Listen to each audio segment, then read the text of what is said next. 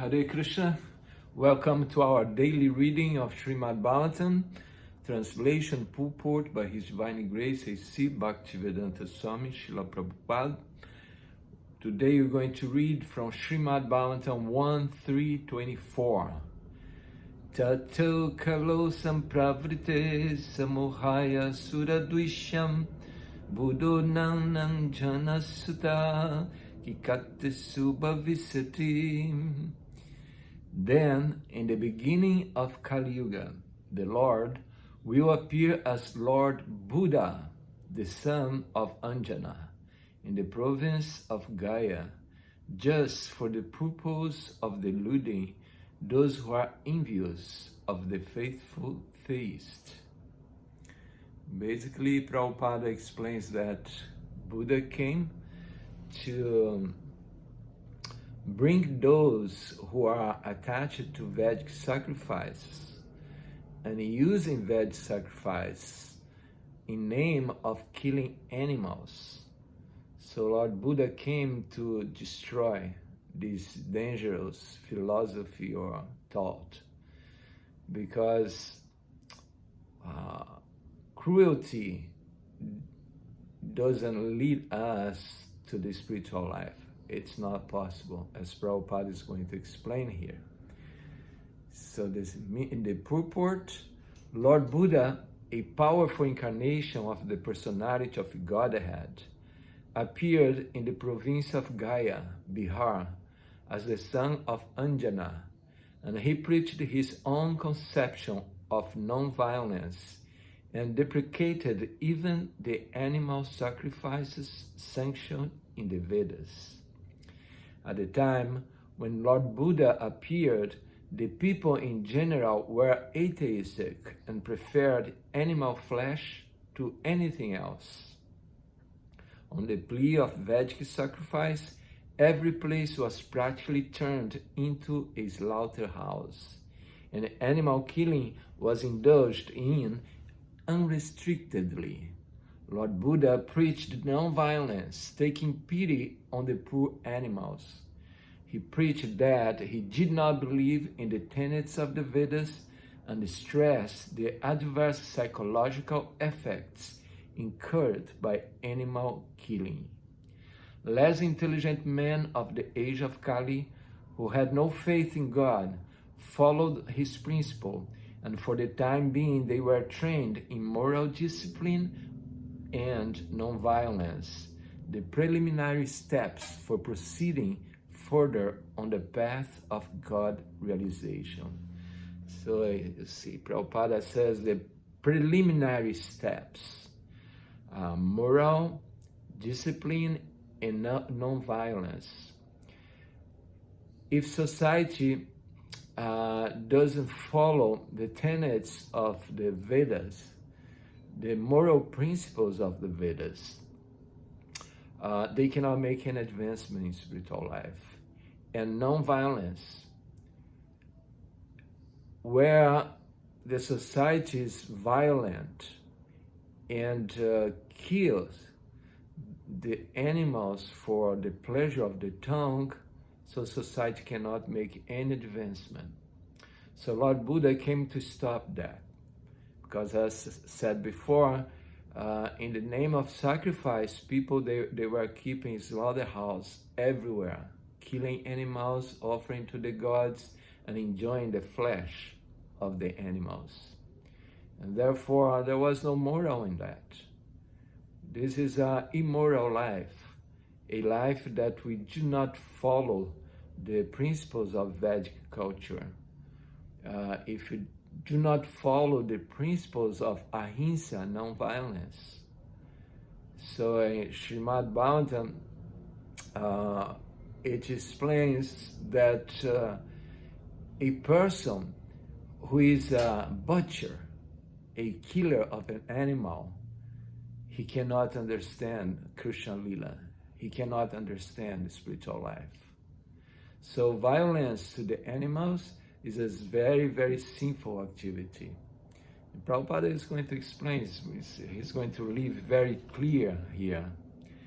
Less He deluded the atheists because such atheists who followed his principles did not believe in God, but they kept their absolute faith in Lord Buddha, who himself was the incarnation of God. Thus, the faithless people were made to believe in God in the form of Lord Buddha. That was the mercy of Lord Buddha. He made the faithless faithful to him. So in other words, people, they have that faith in the Vedas, faith in the animal, sacrifice of animals. But Lord Buddha came, and by his mercy, he took those people who are actually faithless. They don't have real faith in the process of Krishna consciousness, in the process of spiritual life. So then for them to start their beginning of spiritual life, they had to stop nonviolence. They had to be pure, and they have to be nonviolent. So in the Bhagavad Gita, it explains that one should not be eluded by the flowery language of the Vedas, who promise so many things. You do your yajnas, your sacrifice, and the Vedas promise to you so many things.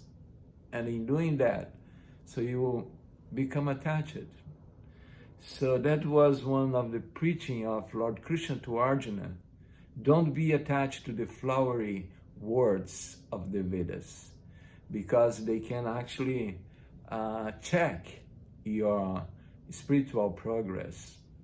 So one has to follow strictly the instructions of ahimsa, non-violence, and be kind with all living entities.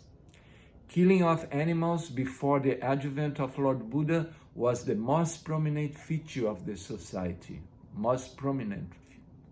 Like nowadays, people, they cannot live without eating meat. They are so cruel to the animals. And they love it. They love to be cruel. It's amazing, but that's the truth. I remember once, long time ago, I was starting my practice in Krishna consciousness, and I was traveling. In front of me, in the two seats in front of me, there were two guys. They were butchers, and they were talking how they used to kill the cow, and how they used to enjoy by doing that. Their talk was so pleasant for them. For me to hear that was really a suffering. But they were enjoying talking about how they kill the animals, how they kill the cows. And you see, people, they are so cruel. They don't consider the sentiments, the feelings of animals. So this is a very low-class society. People claim that these were Vedic sacrifice. When the Vedas are not accepted through their authoritative discipleship section, the casual readers of the Vedas are misled by the flowery language of that system of knowledge. In the Bhagavad Gita, a comment has been made on such foolish scholars, avipasita. The foolish scholars of Vedic literature who do not care to receive the transcendental message through the transcendental, realized sources of the discipleship section are sure to be bewildered. To them, the ritualist ceremonies are considered to be all in all. They have no depth of knowledge. According to the Bhagavad Gita, Vedaischa savai aham eva vedio.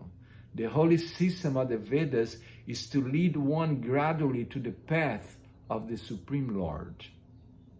The whole theme of Vedic literature is to know the Supreme Lord, the individual soul, the cosmic situation, and the relation between all these items. When the relation is known, the relative function begins. and as a result of such a function, the ultimate goal of life, or going back to Godhead, takes place in the easiest manner. Unfortunately, unauthorized scholars of the Vedas become captivated by the purificatory ceremonies only, and natural progress is thereby checked. To such bewildered persons of atheistic propensity, Lord Buddha is the emblem of theism. He therefore first of all wanted to check the habit of animal killing. The animal killers are dangerous elements on the path going back to Godhead. There are two types of animal killers. The soul is also sometimes called the animal, or the living being. Therefore, both the slaughterer of animals and those who have lost their identity of soul are animal killers. So this is heavy, because if we are not engaged in Krishna consciousness, we are killing ourselves. It's called Atmaha, the killer of himself, herself, the killer of itself. So we are in human form of life. And if you do not use this human form of life for developing love for God, love for Krishna, so forget it. You make no advancement. You have to abide by Krishna consciousness. So without the practicing Krishna consciousness, we are killing ourselves. We have to all the time asking ourselves, am I engaged in devotional service? Am I engaged in chanting the holy names? Am I engaged in reading Prabhupada's books? So today I read a resolution that the GBC made, that there is a specific time of the year that they have to stress the reading of Srila Prabhupada's books. Actually, we have to read all the time Prabhupada's books. Not that we should have a specific week for reading Prabhupada's books to make people conscious that we have to read Prabhupada's books. No. If you don't read Prabhupada's books every day, we are killing ourselves. That we must know. There is no way out of it. We have to think of Krishna. We have to chant the Maha Mantra Hare Krishna. We have to practice the principles of Krishna consciousness. We have to be absorbed in chanting, reading, meditating the Lord. Maharaja Parikshit said that only the animal killer cannot relish the transcendental message of the Supreme Lord. Therefore, if people are to be educated to the path of Godhead, they must be taught first and foremost to stop the process of animal killing as above mentioned. For this reason, Prabhupada, when he established the Krishna consciousness, he established the 4 rules and regulations, 4 principles that we have to avoid. Animal killing, no eat meat, fish, eggs, because this is so important. Without this moral principle, this is a moral principle, it's not even a spiritual principle, it's a moral principle that will lead us to spiritual life. But that's the situation. So, it's nonsensical to say that animal killing has nothing to do with spiritual realization. By this dangerous theory, many so-called sannyasis have sprung up by the grace of Kali-yuga who preach animal killing under the garb of the Vedas. The subject matter has already been discussed in the conversation between Lord Chaitanya and Maulana Chandikazi Chahab. The animal sacrifice, as stated in the Vedas, is different from the unrestricted animal killing in the slaughterhouse. So the Vedas prescribe animal killing, but in a very, very specific situation. It's not a slaughterhouse. Every corner we see people are killing thousands and thousands of living entities, cows, pigs, whatever. This is so disgusting. Lord Buddha superficially denied the authority of the Vedas. So he reject the Vedas because they were using the Vedas for killing animals. This rejection of the Vedas by Lord Buddha was adopted in order to save people from the vice of animal killing, as well as to save the poor animals from the slaughtering process of their big brothers who clamor for universal brotherhood, peace, justice, and equity. So sometimes even devotees, they are not so keen, or they are not so into animals. They don't care so much for the little pets, dogs and cats. So this is a tendency. I remember long ago, I used to see a cat, a dog, get out from me. So we lose some feelings with these living entities who are our brothers and sisters. But actually it's not Maya to love a cat, it's not Maya to love a dog, it's not Maya to love this universe when you see the universe related with Krishna. But I've seen devotees, sometimes they, animal, cat, dogs. I don't think we should be like that. There is no justice when there is animal killing. Lord Buddha wanted to stop it completely, and therefore his cult of ahimsa was propagated not only in India, but also outside the country. Technically, Lord Buddha's philosophy is called atheistic because there is no acceptance of the Supreme Lord, and because that system of philosophy denied the authority of the Vedas. So in other words, he denied the Vedas to put people in the track. Not because he didn't care or didn't believe in God. He's the personification of God. He's the personality of Godhead. But he did a trick. He tricked people because they were attached to the Vedas, but no moral, no peace.